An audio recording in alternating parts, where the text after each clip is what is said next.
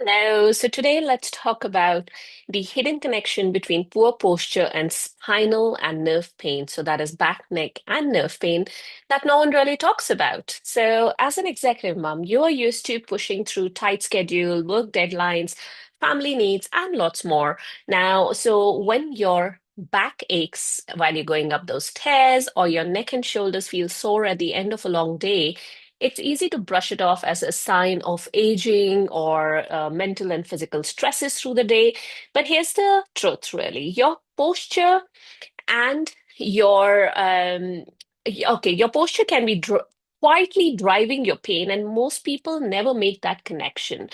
There are countless women or men out there who don't realize that their daily posture habits are overloading their spine, leading to unnecessary spinal and nerve pain or inflammation and long-term wear and tear in their spine and joints. Now, in today's video, let's discuss this connection between poor posture and spinal, that is back and neck, and nerve pain. Now, before we get into the topic for today, for those of you who don't know me, my name is Swati. I'm an executive mom power coach. I help moms of younger kids who work in high stress executive jobs to manage their spinal, that is back and neck, and nerve pain despite low energy levels and brain fog. Now, if you have known me for more than 2 minutes, you do know I talk a lot about posture and spinal nerve pain. I also address two main symptoms of adrenal fatigue that I had during my pain journey. Those were low energy levels and lack of focus, or mommy brain or brain fog, as it sometimes is referred to. Now, when you have these two issues, it is really very, very difficult, not impossible. I've been there and I've come out on the other side, but it's really very, very difficult, and it feels like it is impossible to manage your daily discomforts or your neck, back, and nerve pain. However, I'm going to take you through some simple exercises, some easy lifestyle modifications, some tips and tricks that have helped me in my own pain and adrenal fatigue journey. And I do this without taking away a big chunk of your time. Because, hey, we are moms, we are busy people. So let's get into the topic for today, which is the hidden connection between poor posture and spinal nerve pain that nobody talks about. So, the very first thing that I want to address here is let's dive right in. Okay. So, the very first thing is poor posture creates this imbalance and strain. Okay. So, when your posture is off, say your shoulders are rounded forwards, or your pelvis is tilted forwards or backwards, or your head juts forward, which is called a forward head posture, your body has to compensate.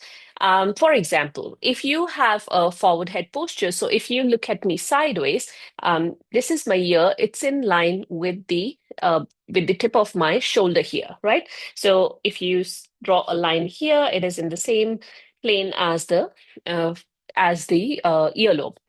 When you have a forward head posture, this is the kind of posture that you see.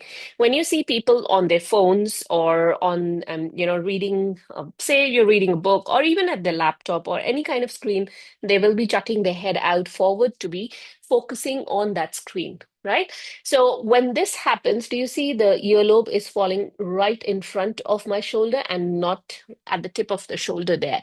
So this is called a forward head posture. Now, when your head is balancing forward on your body cannot manage this. So what it does to compensate is this rounded shoulder. And then there's a rounding in the mid back that goes down to your lower back and affects your pelvis. So basically, it's like your body's like building blocks. Anything that happens on the top will affect the bottom and vice versa.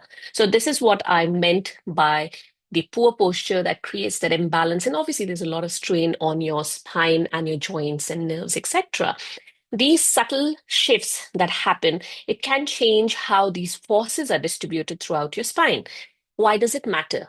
Why are we actually talking about it? So your spinal joints, they start to compensate and they start doing the work that your muscles should be doing. So they get loaded every single day in a way that they're not prepared for, right? So over time, this causes friction, inflammation, and eventually pain in areas like your neck, shoulder, mid back, lower back, as we just spoke about. What can you do? Throughout the day, try, and if not throughout the day, if you think that's too much, maybe try 2 to 3 times in a day, start with a simple posture scan. Are your ears aligned over your shoulders, as I had just told you? Are your hips level when you sit or stand? Are you placing both your feet on the ground? There are lots of checkpoints that you can do in this posture scan. So what I have done is I have written a blog on the same video topic, which is the hidden connection between poor posture and spinal and nerve pain. In that, I have got details of this posture scan that you can do whenever you're sitting or standing, and that will help you sort of reset your posture. Okay, so these are very tiny things, but they matter in the long run because these little things add up and eventually lead to that inflammation or pain in your spine and nerves. All right. So in that blog, there is also a video on how do you know if you have a good sitting posture. So you can have a look at that. There are lots of other helpful things in the blog. I will come back to that. So the second thing that I want to address in today's video is your body adapts. Whatever posture or poor posture you're sitting in, your body adapts, but not in a good way. So what I mean by that is when your posture stays off or you have a poor posture for weeks or months, your brain starts to think this is the normal. What is the problem? This new normal, as we already discussed, adds a lot of strain on your joints, on your spine, on your nerves, etc., even when you are just sitting there in a static, however, poor posture like that. You can reset your posture as we spoke about earlier.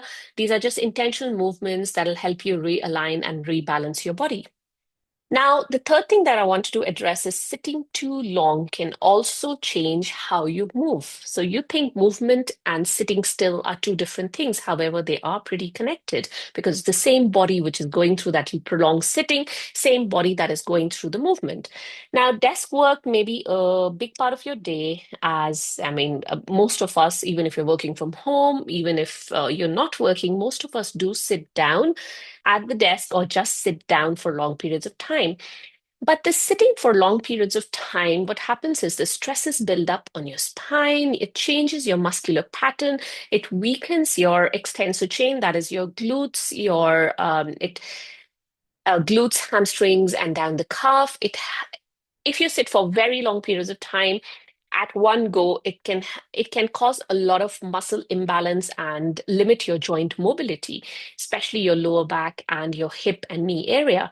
Now, this poor spinal and body posture become your new normal, and your brain adapts to this poor posture and thinks this is the posture that you want to be in. So, whenever you try to correct this posture, then the brain or the body puts up this resistance. And though it's not impossible to go back to a good posture, it does take more work to get back to a normal posture. Anyway, uh, what can you do? You can break up those long sitting hours with gentle stretches or movements every hour or so. Now, you may say, "Oh, I'm really busy. I cannot do these exercises every hour." But what I have done is I have made a free video guide for you, which is called Quick and Easy Desk-Based Exercises to Avoid Spinal and Joint Pain.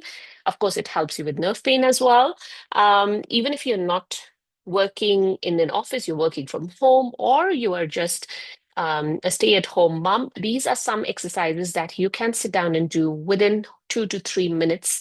And I think any one of us can spare 2 to 3 minutes every hour or so, right? So these are exercises that go right from your hairline, so your cervical spine down to your toes. These are really simple exercises that you can do. You can prolong it if you do more repetitions or more whole time. You can prolong the exercise to even 5 to 10 minutes, but minimally you will need about 2 minutes to do these exercises. Alrighty, so I have again left a link to these quick and easy desk-based exercises for avoiding spinal and nerve pain in the blog that I was talking about. I will leave a link to that blog in the description of this video.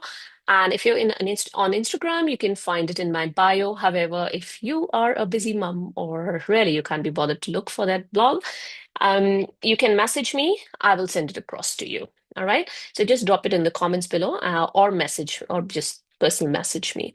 Anyway, so that's all I had for you today. So I hope this clarifies a little bit about that poor posture and spinal and nerve pain connection, how they actually impact each other. And I hope you've taken away a couple of points here that you can start implementing right now and today. If you have any questions, any comments for me, let me know. I'll be happy to help you out. Just drop them in the comments below and I will address them for you.